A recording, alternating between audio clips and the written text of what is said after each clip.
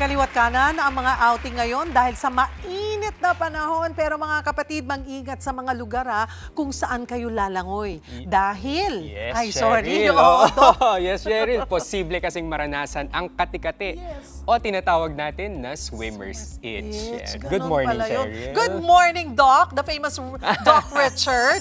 Ayan, finally, it's good to meet you. Pero ito nga, kati-kati ang Yes, ating oo. pag-uusapan. So, Doc Richard, ano ba itong tinatawag nga na swimmer's itch? Yeah, usong-uso na naman yan, Cheryl, kasi summer na naman. So magsiswimming na naman ang mga tao. Ang swimmer's itch, ito yung tinatawag natin na cercarial dermatitis. Isa itong pansamantalang makating pantal na nangyayari pagkatapos maligo sa tubig. At lalong-lalo na sa fresh water. So hindi siya common sa salt water, sa dagat. Mas common siya sa mga fresh water. Lalong-lalo na kung may mga parasites, ito na galing sa snails and sa ibon. Hindi ito nakakahawa, Miss Cheryl, at hindi rin nagtatagal sa katawan kasi namamatay agad yung parasite sa tao. Pero nagre-react lang yung balat kaya nagkakaroon ng rashes. So, saan kadalasan nakukuha itong swimmer's itch? Ayan, so nakukuha ito sa mga freshwater lakes. kanina Yes, sinabi kanina mo. sinabi natin, sa mga ponds, Okay. sa mga sapa at sa mga ilog. So hindi talaga siya common sa salt water. You won't get it from the pool. Swimming No, pool. no, hindi siya makukuha sa swimming Ibang pool. itch siguro yun, baka sa chlorine na yun, ano?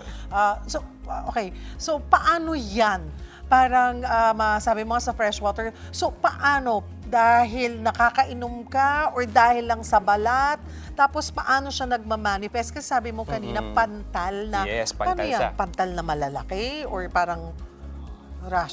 Good question, rashes? Cheryl. Yung parasite kasi, nag-uumpisa yan, normal na nakatira yan sa ibon. Okay. So yung ibon, sila yung magsisilbing host. So nandun sa kanila yung parasite.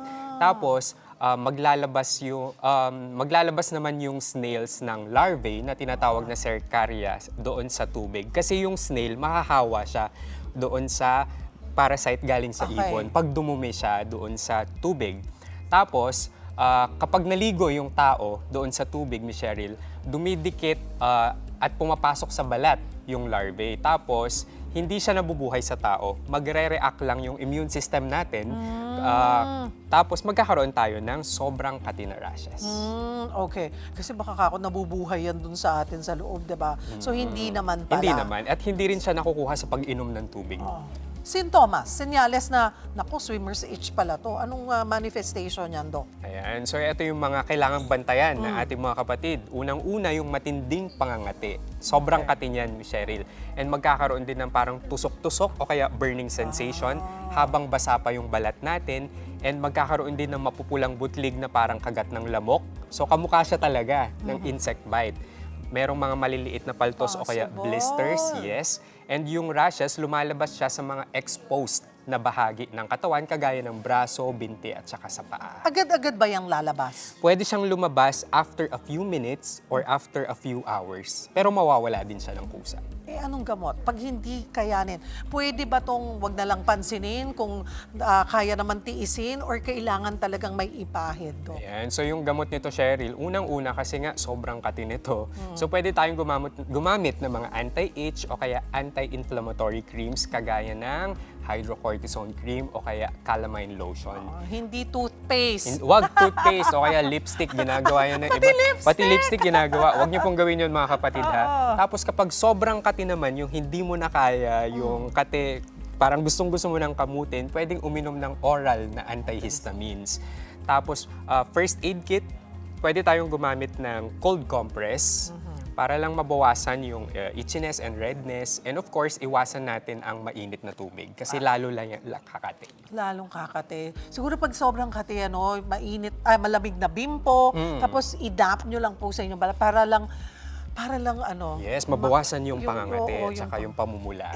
Kasi pag sobrang kate at pamumula, may init din yun sa katawan, di ba, Dok? Totoo yan. Nako, para Cheryl. sa mga iba pang gustong humingi ng advice from you, Doc, saan ka ba nila pwedeng sundan? Social media po, Instagram and TikTok, Doc Richard Gadiaza. And meron po kaming clinic dito sa Mandaluyong, sa Fairview at sa Cubao, Skin Soul Advanced Dermatology and Medical Aesthetics. Ito, ifa-follow na kita kasi magkakilala na tayo.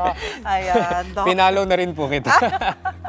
Maraming salamat, Doc Richard Gadiaza. Thank Thank you. Thank you. Mga kapatid, Dimples Romana po, maging maalam at may pakialam sa mga napapanahong issue at headlines. Mag-follow na po at subscribe na sa social media pages ng News 5.